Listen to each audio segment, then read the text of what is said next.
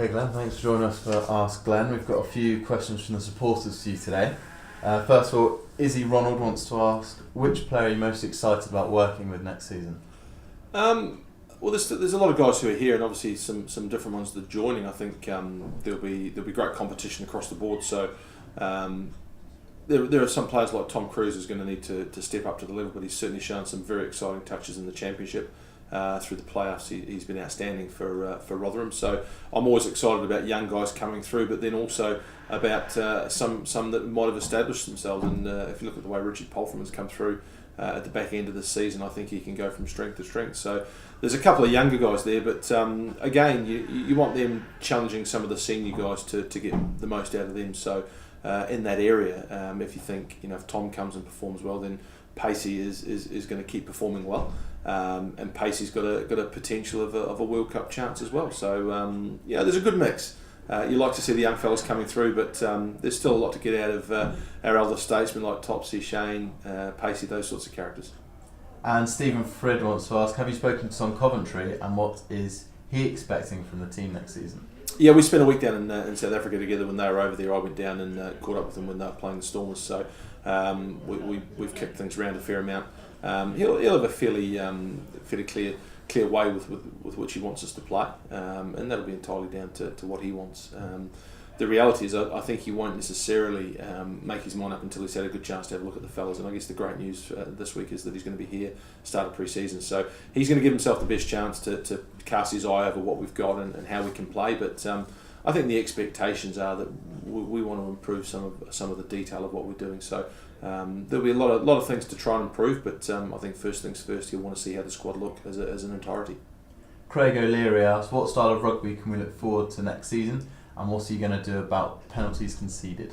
Yeah, I think style-wise, you'll never get away from having to have a good set piece in the Premiership, and I think we've got one of the best ones out there. We do well in that area, so we'll always have that up our sleeve, our driving game, and the ability to shorten defences up. But if you then look at players that we've brought in to add to the mix, Tix is going to be operating in the wider channels. We've got very good outside backs anyway, so philosophically London Irish has always played to that strength, but probably the one thing that we have developed in recent times is an area to be genuinely competitive up front. So again, when you look at the talent coming in, we've got good ball players and distributors, we've got good quality halfbacks that can manage a game, and there'll be a bit more punch and carry. Joe Trayfoot's going to have to carry for us, Fisa will carry for us, Dave Cecil will do the same. Matt Simons likes to get his hands on the ball, so there'll be lots of opportunity to develop a style of play that suits us.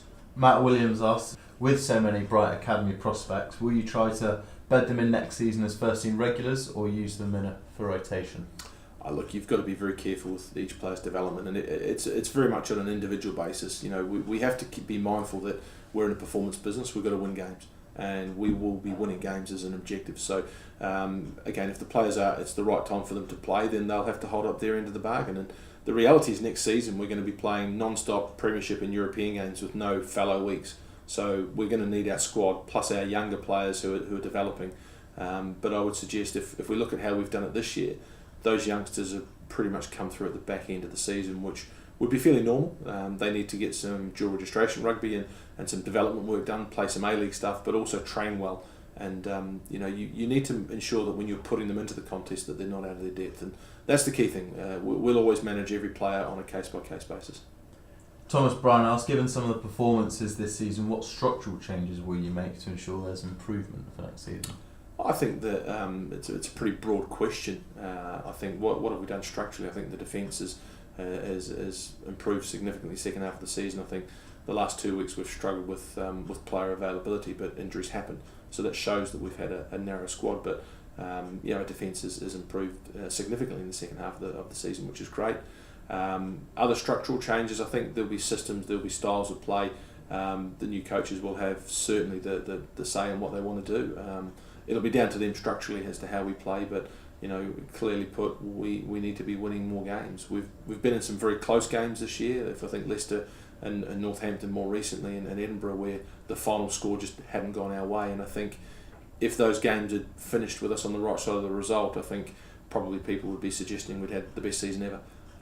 That's rugby, but the reality is, if you look at some of the games we played this year, we did manage to beat Leicester away for the first time in 11 years. So we need to recognise that there have been some big results and some big games, and having achieved playoff rugby for the first time in 6 years, I think there have been some successes. So I think you temper everything. If you look at everything in the context, you can see enough of the answers there. We do need to be consistently better, for sure. Brilliant. Thank you, Glenn. No problem.